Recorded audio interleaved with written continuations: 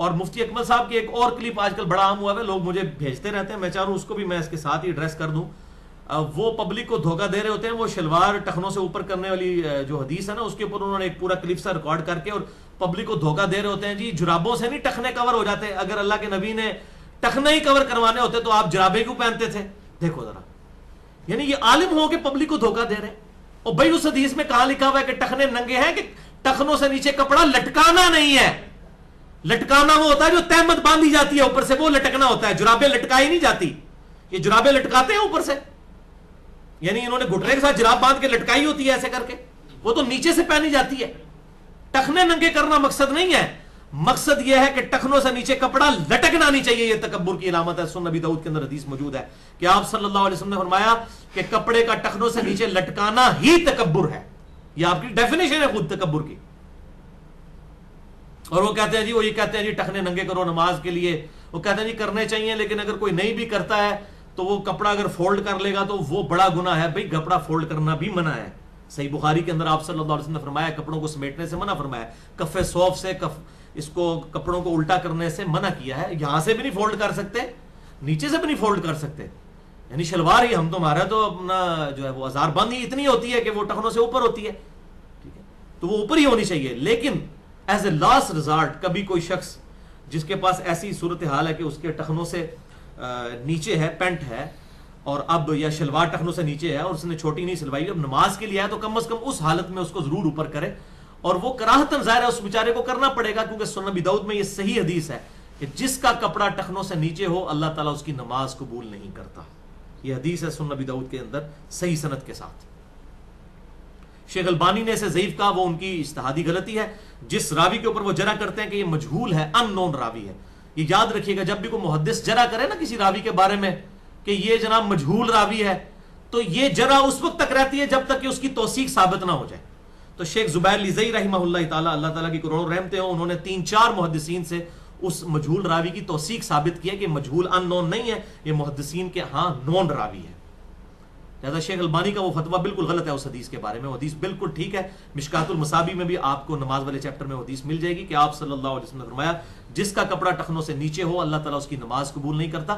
لہذا as a last resort کم از کم نماز کے لیے ہمیں ٹخنوں کو ننگا ضرور کر لینا چاہیے.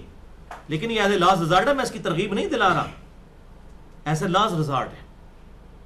ہونی شلوار اوپر ہی چاہیے, اور ہم اسی کی ترغیب دیتے ہیں, اور اکثر الحمدللہ سنت پہ عمل بھی لوگ کرتے ہیں. چھوٹی ہونی چاہیے. ڈاکٹر ذاکر نائک کو دیکھ لیں یار, مجھے بڑی خوشی ہوتی ہے, اس نے پینٹ پہنی ہوئی ہے تو وہ بھی ٹخنوں سے اوپر ہوتی ہے. اور یہاں ہمارے پاکستان میں وہ امام کعبہ غامدی صاحب آئے ہیں, ان کا چوغا بھی جو ہے نا وہ بوٹوں کے نیچے ربڑ رہا ہے. یہ ہمارے امام کعبہ ہیں, یعنی شرم کا مقام ہے. ان لوگوں کو ہم نے فالو کرنا ہے. اور لوگ تو کہیں گے امام کعبہ, یعنی اسی طرح یہ ویٹیکن سٹی کا کوئی پوپ آ جائے تو کرسچن تو کہیں گے نا ہمارا پوپ ہے یہ, تو یہ پوپ کے لیول کی ایک شخصیت ہے نا امام کعبہ. اور جب وہ ٹی وی پہ آ کے پاکستان کے چینلز کے اوپر, جیو کے اوپر, میں نے سلیم صافی کے ساتھ ان کا انٹرویو دیکھا تو ان کے بوٹوں کے اوپر بھی ان کا چوغا لٹک رہا تھا. اور ڈاکٹر ذاکر نائک, اور یہ نہ کہیے گا وہ بیٹھنے کی وجہ سے لٹک رہا تھا, بیٹھی ہوئی حالت میں اوپر ہو جاتی ہے شلوار جب آپ کرسی پہ بیٹھے ہوتے ہیں, اور مزید اوپر ہو جاتی ہے.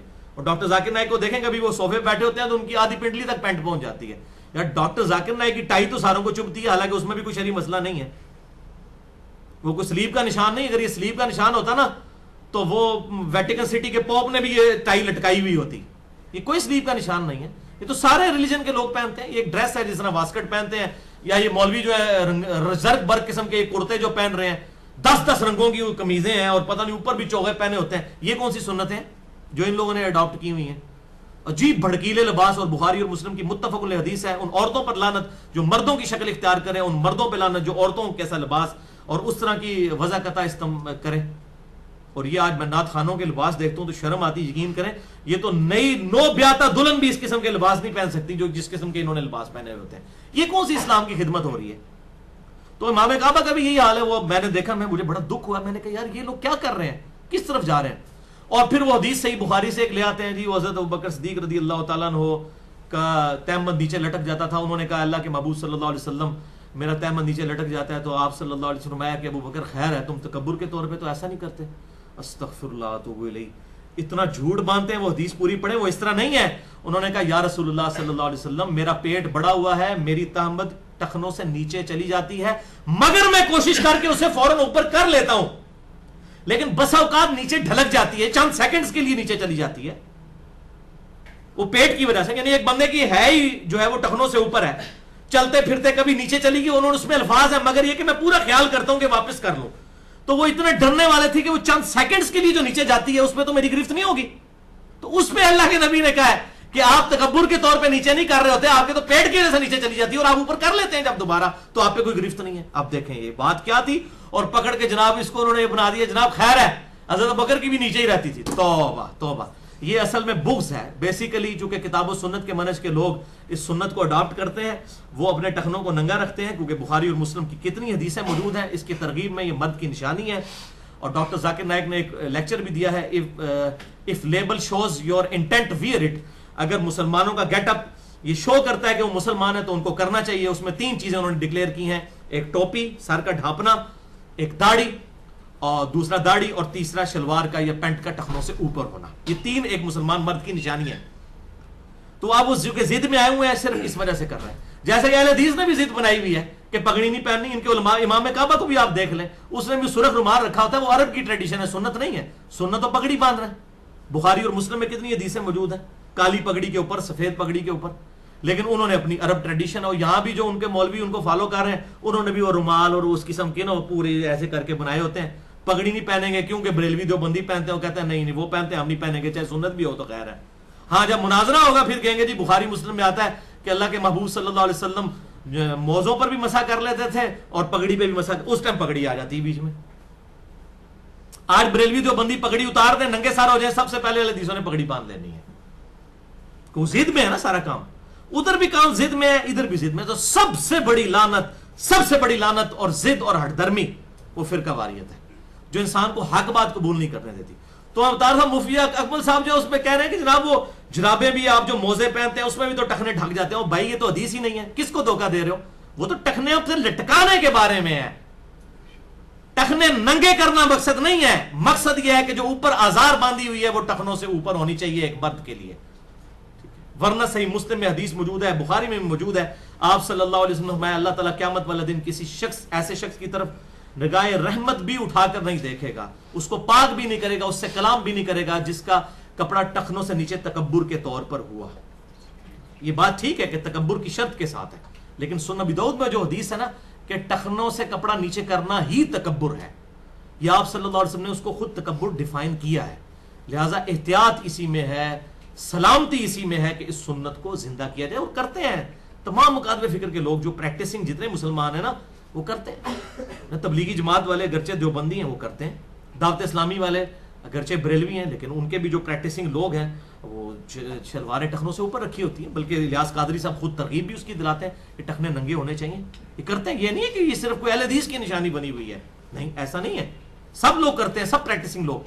लेकिन जब वो जिदबाजी आ जाती है ना, फिर उसमें मामला हो जाता है। उसमें यह है कि अफजल तो है आधी पिंडली तक, लेकिन वो सही मुस्लिम में हदीस है आधी पिंडली तक अफजल है, और आधी पिंडली से लेकर टखनों तक कुछ गुनाह की बात नहीं, लेकिन टखनों से नीचे आग में है तकब्बुर के तौर पर, और ये तकब्बुर की डेफिनेशन में आता है। लेकिन ये याद रखिएगा, खुदा के लिए किसी पे आपने फतवा नहीं लगाना। यानी अगर किसी का कपड़ा टखनों से नीचे लटक रहा है, आपने ये नहीं कहना ये मुतकब्बिर है, क्योंकि बहरहाल तकब्बुर दिल की कैफियत का नाम है।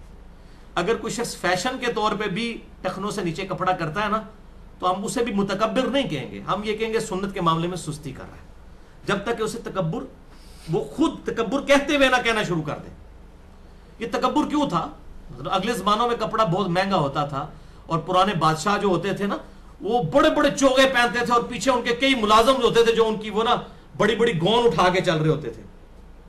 उनको टेल कैरियर कहा जाता था, टेल कैरियर, उनकी दुम को उठाने वाले। उसी की एब्रिविएशन वो बनाई हुई है ना, टीसी, टेल कैरियर। तो यहां कोई खुशामद करे उसका ना टीसी करता है, वो टीसी यही होती है कि वो जो उस टाइम में बड़े बड़े बादशाह थे ना, उन्होंने कपड़ा बड़ा महंगा होता था, तो जो जितना अमीर होता था या कोई बादशाह है तो उसने बड़ी सी गौन पहनी हुई है, पीछे जमीन पे लटक रही है, पीछे उठा के वो चल रहे होते हैं। जाहिर है वो उठाएंगे नहीं बेचारे, तो इतना वजन कौन उठा के, टगई को चल सकता है ना, इंसान तो नहीं चल सकता। इतनी बड़ी अगर कोई गौन किसी ने पहनी होगी, जमीन से जब लटकेगी और जमीन से रगड़ खाएगी, फ्रिक्शन होगी, तो कैसे बेचारा चलेगा? तो पीछे उठा के वो टेल कैरियर और टीसी, तो वो तकब्बुर की अलामत उस वक्त समझी जाती थी। इसलिए आप सल्लल्लाहु अलैहि वसल्लम ने उसको उस तरीके से सुन्नत करार दे दिया। اور اس میں اگر کسی کو پھر بھی یقین نہ ہے تو اس کے لیے پھکی ہے، ان سے پوچھیں جو آپ رمل کرتے ہیں، جو بخاری اور مسلم میں آتا ہے کہ طواف کے جو عمرے والا طواف ہے جس میں آپ نے احرام پہنا ہو، اس کے پہلے 3 چکروں میں اکڑ کے چلنا ہے، وہ کس لیے چلا جاتا تھا؟ وہ اس کا کانٹیکسٹ بخاری مسلم پڑھ کے دیکھ لیں. مشرکین عرب کہتے تھے مدینہ جو ہے وہ بیماریوں کی سرزمین ہے اور صحابہ جو ہے وہ بیمار حالت میں آئے ہوں گے، تو رسول اللہ نے حکم دیا کہ تم نے اکڑ کے چلنا ہے. تو اب کیا ہم کوئی ادھر کسی کافروں کو دکھانے کے لیے اکڑ کے چلتے ہیں؟ لیکن سنت آج تک زندہ ہے. سنت تو نہیں چھوڑ سکتے ہم کہ جی اس زمانے کے لیے تھا. تو جب شلوار ٹخنوں سے اوپر کرنے کی باری آتی ہے کہتے ہیں اس زمانے کے لیے تھا. تو دکھائیں کہ رسول اللہ نے یہ فرمایا ہوگا یہ اس زمانے کے لیے. اور ہر حدیث کو توڑ موڑ کے تو مفتی اکمل صاحب پیش کر رہے ہوتے ہیں صرف اپنے فرقے کی حفاظت کے لیے. میں یعنی یہ جتنا میں نے غصہ مفتی صاحب پہ نکالا ہے نا، یہ اپنی ذات کے لیے واللہ نہیں نکالا، رسول اللہ کی محبت میں نے ان پہ غصہ نکالا. ورنہ یقین کریں میرے وہ استاد بھی ہیں. یعنی 96 میں جب میں انجینئرنگ یونیورسٹی میں پڑھتا تھا، ان دنوں وہ بھی درس نظامی شروع کر رہے تھے، تو میں نے ان کے ساتھ اعتکاف بھی کیا وا کینٹ کے اندر. یہ ویڈیو چونکہ ریکارڈ ہو رہی ہے تو وہ پہچان بھی لیں گے یہ کون ہے جو اس وقت تھا اب گمراہ ہو چکا ہے. ٹھیک ہے، تو مسئلہ ہے کہ ہم ان کی بڑی عزت کرتے ہیں، بہت کچھ ان سے سیکھا ہے. ٹھیک ہے، وہ بڑی ینگ ایج میں بڑے انٹیلیجنٹ آدمی تھے، اللہ تعالیٰ ان تک حق پہنچائے. اور میں نے جو انہوں نے استانت کے اوپر کتاب لکھی تھی اس کے رد میں جو میرا مسئلہ نمبر 3 ریکارڈ ہوا ہے وہ بھی مفتی صاحب نے اس میں لکھا ہوا ہے کہ دیکھیں جی جب آپ امی سے آ کے روٹی مانگتے ہیں تو شرک نہیں ہو جاتا؟ یہ بھی تو مدد مانگ رہے ہیں، دیکھو کیا پبلک کو دھوکہ دے رہے ہیں. او بھائی میرے یہ تو ظاہری اسباب ہے مفتی صاحب. وَتَعَاوَنُوا عَلَى الْبِرِّ وَالتَّقْوَىٰ وَلَا تَعَاوَنُوا عَلَى الْإِثْمِ وَالْعُدْوَانِ. نیکی اور پرہیزگاری کے کاموں میں ایک دوسرے کی مدد کرو اور برائی کے کاموں میں مت کرو. میں نے پورا جواب دیا پھر اس لیکچر کے اندر احادیث اور قرآن کی آیات کے ساتھ کہ آپ اس طریقے سے کھلواڑ کرتے ہیں، لوگوں کو یہ مثالیں دیتے ہیں. بھائی اس کو کون شرک کہتا ہے؟ ہاں اس صورت میں ہوگا کہ آپ کی امی سامنے نہیں بیٹھی ہوئی ہیں، وہ بغداد شریف میں دفن ہے قبر کے اندر، اور آپ کہتے ہیں امی مجھے روٹی دے دیں، پھر ہم آپ کو کہیں گے کہ آپ نے شرک کیا. غائب میں پکاریں گے ایاک نستعین امن یجیب المضطر اذا دعا. بھلا بتاؤ تو کون ہے جو مصیبت میں گھرے ہوئے شخص کی فریاد کو سنتا ہے. ویکشف السوء، اور اس سے اس کی برائی کو بھی دور کر دیتا ہے. ویجعلکم خلفاء الارض، اور تمہیں زمین پہ اگلوں کا خلیفہ کرتا ہے. الہ مع اللہ، کیا اللہ کے ساتھ کوئی اور الہ بھی ہے جو مصیبت میں گھرے ہوئے شخص کی فریاد کو سنتا ہے اور تکلیف دور کرتا ہے؟ آپ صحابہ نے تو نہیں کہا یا رسول اللہ پھر امی سے روٹی نہ مانگے، آپ سے ہی مانگا کریں. اے اللہ آپ سے ہی روٹی مانگیں گے، اپنی امی سے نہیں مانگیں گے. ان کو پتا تھا یہ غائب میں مدد کے لیے دعا کی بات ہو رہی ہے. یہ کنستعین ظاہری اس باب کا تو اسی قرآن نے حکم دیا ہے وَتَعَاوَنُوا عَلَى الْبِرِّ وَالتَّقْوَىٰ وَلَا تَعَاوَنُوا عَلَى الْإِثْمِ وَالْعُدْوَانِ. اس میں فرق ہے، تو میں نے اس پہ پورا لیکچر دیا ہے. مسئلہ نمبر 3 دعا صرف اللہ ہی سے، اور اسی کی ایکسٹینشن ہے مسئلہ نمبر 43 وسیلہ اور توسل کے صحیح احکام و مسائل. اور میرا ریسرچ پیپر نمبر 3 بھی ہے دعا صرف اللہ ہی سے، اہل سنت پاک.com پر جو ہماری ویب سائٹ ہے اس میں یہ موجود ہے الحمدللہ. تو ہم اسی کے اوپر آج اپنی گفتگو کنکلوڈ کرتے ہیں آیت نمبر 100 کے اوپر سورۃ النحل کی. بہرحال یہ مفتی صاحب کے حوالے سے مجھے کافی ای میلز آ رہی تھی. میں نے کہا کہ ایک دفعہ تو مفتی صاحب تک حق بات، مفتی اکمل صاحب چونکہ آج کل بڑے QTV کے اوپر مشہور بھی ہیں، بڑی اچھی طریقے سے گفتگو کرتے ہیں، لیکن جہاں جہاں ڈنڈی ماریں گے تو پھر ہم تو کوشش کریں گے کہ ایک مسلمان دوسرے مسلمان، میں ان کو مسلمان ہی سمجھتے ہوئے ان تک حق بات پہنچا رہا ہوں کہ اللہ کے محبوب صلی اللہ علیہ وسلم کی سنت کا اس طریقے سے فرقوں کو بچانے کے لیے مذاق نہ اڑایا جائے، بلکہ حق بات قبول کی جائے اور حق بات لوگوں کو بتائی جائے.